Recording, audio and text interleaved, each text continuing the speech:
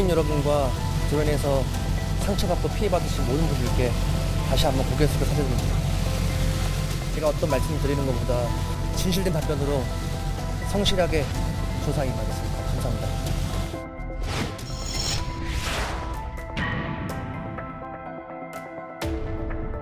직접 성매매했다는 혐의 인정하시나요? 자금횡령 혐의 인정하십니까?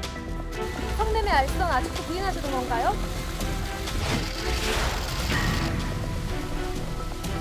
한 말씀 해주시죠. 성매매 알선.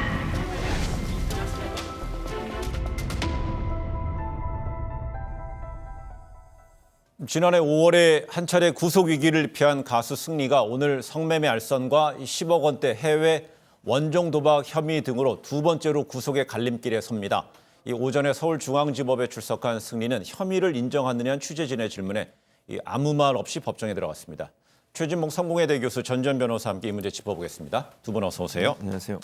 네, 이른바 버닝썬 게이트 지난 1월에 불거진 사건인데요. 예. 벌써 이제 해를 넘어서 또 다르게 이제 부상하고 있습니다. 그렇습니다. 지금 말씀하신 버닝썬 사태라고 네. 우리가 보통 일명 그렇게 부르고 있는데요. 버닝썬의 승리가 사내이사로 네. 등재가 돼 있는 상황이었고요. 그 버닝썬에서 김모 씨라는 분이 여성이 성폭행 당하려고 하는 부분을 막기 위해서 도와주기 위해서 개입을 했다가 출동한 경찰에게 폭행을 당했다. 여기서 이제 신고가 들어가서 시작이 된 사건인데 예. 그리고 나서 여러 가지 사건들이 그냥 고구마 줄기처럼 계속 빠져나오면서 문제가 됐던 사건이라고 볼 수 있습니다. 그래서 폭행, 성범죄, 마약류 유통 이런 문제와 연관돼 있는 것으로 알려지고 예. 있고 이 일 때문에 승리가 연예계를 은퇴하겠다 그렇게 밝혔고요. 이미 조사를 받은 상태고요.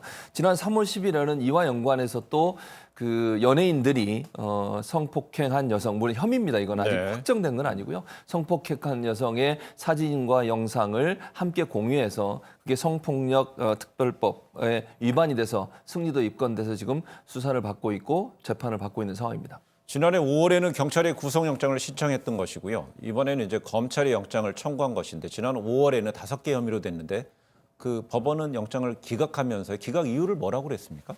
그때 5개의 혐의로 영장을 신청했었는데 그 예. 청구한 혐의가 구체적으로 살펴보면 뭐냐면 일단은 식품위생법 위반이에요. 그 네. 몽키 뮤지엄 운영을 하면서 유흥업점으로 신고를 안 하고 일반 음식점으로 신고를 했다는 부분이랑 그다음에 성매매 알선이 있었고 그다음에 여성의 나체 사진을 카톡으로 전송했다는 부분이 있었고 그다음에 네. 또 이제 횡령 부분이 있었는데 다른 거 자체는 다 소명이 됐어요. 하지만은 이거는 구속을 할 이유가 없다고 보고 네. 횡령은 혐의 소명조차 안 된다고 봤거든요.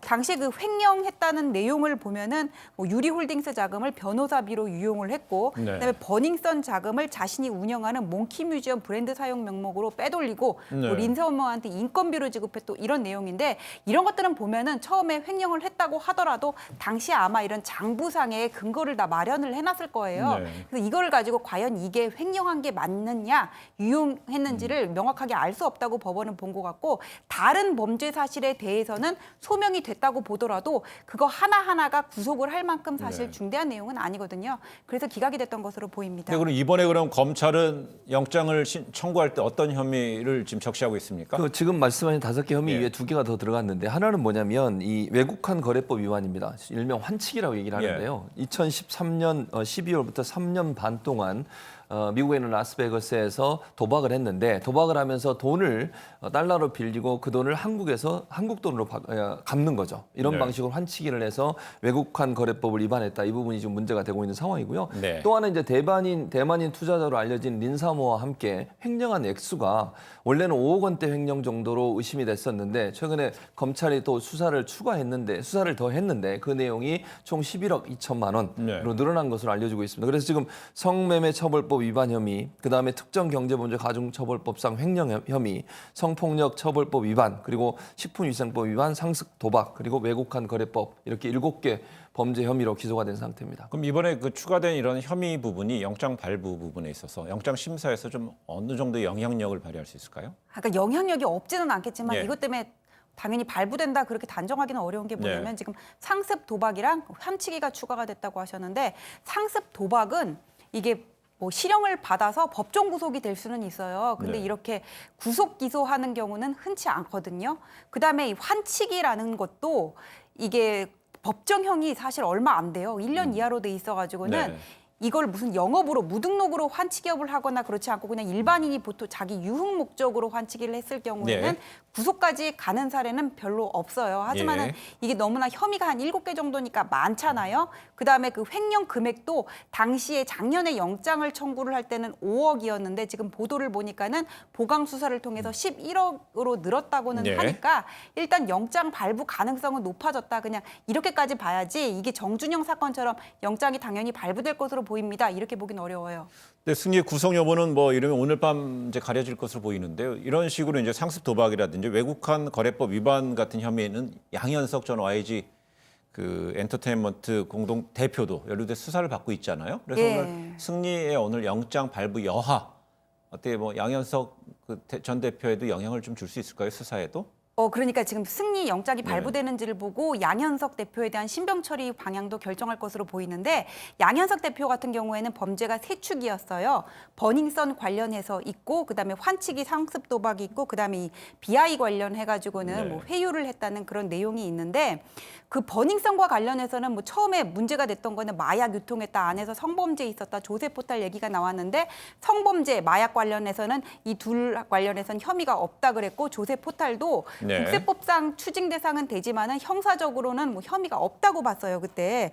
그다음에 이 BI 관련해서 대질 조사를 몇 달 전에 했다고는 봤는데 그 이후에 수사 상황은 잘 모르겠거든요. 예. 그래서 이 BI 관련해 가지고는 양현석 대표의 혐의가 명백히 드러나면 모르겠는데 그게 아니라면은 상습 도박이랑 그다음에 환치기 부분은 지금 둘이 공통되는 네. 부분이잖아요. 그래서 이거를 보고 양현석 대표도 같이 청구할 것으로 보이고 만약에 BI 부분에서 결정적인 혐의가 드러난다면은 이거랑 상관없이 영장을 예. 청구해 볼 만하겠죠. 이렇게 또 불법 영상 촬영과 유포, 이 집단 성폭행 의혹과 관련해서는 가수 정준영과 최종훈이 21일에 또 항소심을 앞두고 있지 않습니까? 그렇습니다. 지난 1심에서 재판 결과가 실형이 나왔어요. 정준영 같은 경우는 징역 6년, 최준영 씨 같은 경우는 징역 5년을 선고를 받았거든요.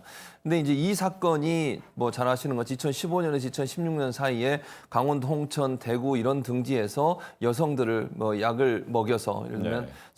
성폭행을 하고 그 사진을 찍어서 그걸 영상을 올려가지고 함께 나누었다 이런 부분들이 논란이 되고 있고 또 하나는 이제 경찰청장이라고 소위 불러졌던 그 당시에 그런 분과의 경찰의 유착 문제 이런 문제도 함께 거론이 됐었는데 이 사건이 2심에서 어떤 경우가 나오느냐가 승리도 사실은 그 네. 카톡방에 함께 있었거든요. 단체 대화방에. 그래서 이 사건의 이 재판이 2심에서 어떤 경우가 나오느냐가 결국 승리에게도 영향을 미칠 가능성은 충분히 있다 이렇게 보여집니다. 네, 조금 전에 말씀하신 경찰총장 관련된 예, 또 맞습니다. 이제 해서 예. 이 버닝썬 게이트와 관련된 다른 뭐 재판들도 속속 뭐 속도를 내고 있는 것 같습니다. 근데 일단 가장 중한형을 받은 예. 사람은 버닝썬 직원이었어요. MD라 그러잖아요. 이런 네. 사람들. 조모 씨 같은 경우는 마약 투약과 밀수 혐의로 4년 6개월을 선고를 받았고 그다음에 이문호 대표 같은 경우에는 이 항소심에서 1년 실형을 받았는데 이 사람은 이제 직접적으로 마약을 유통하지는 않았지만은 실질적인 운영자로서 사실상 공모한 게 아니냐 그런 점을 본 것 같고 그다음에 눈 감아준 전직 경찰관 같은 경우는 1년을 선고를 받았어요. 그다음에 이제 이것과 관련해서 아까 경찰총장 말씀하셨는데 윤총경은 지금 구속 기소돼서 재판을 받고 있는 상태고 윤총경과 관련한 옛 큐브스 정모 대표도 지난해 구속 기소가 됐는데 이게 문제가 뭐냐면은 버닝썬 사태 처음 터졌을 때 보면은 사람들의 관심은 경찰 권력과 이런 유흥업 네. 부서 간의 어떤 유착 비리였거든요. 그런데 그것과 관련해서는 드러난 게 없고 그냥 안에 내부적인 이게 버닝썬으로 시작해서 사실 정준영으로 끝난 거나 마찬가지란 말이에요. 네. 윤총경이 지금 구속 기소가 된 것도 이 건이 아니라 조국 사건 관련해 가지고는 뭐 알선 수재 혐의로 수천만 원 네. 주식을 받은 혐의로 구속이 됐거든요. 그래서 이게 과연 사람들이 수사를 제대로 했는가 이런 부분에 대해서도 좀 비판이 나오고 있는 그런 상황입니다. 네, 그러니까 뭐 경찰과 그 문화예술계의 어떤 그 밀탁, 밀월 뭐 이런 부분에 있어서 많은 관심을 뒀는데 재판의 그 흐름은 그거랑 좀 거리가 있는 것 같다는 네, 이야기예요. 용두사미로 끝났어요. 알겠습니다. 다음 이슈로 한번 넘어가 보도록 하겠습니다.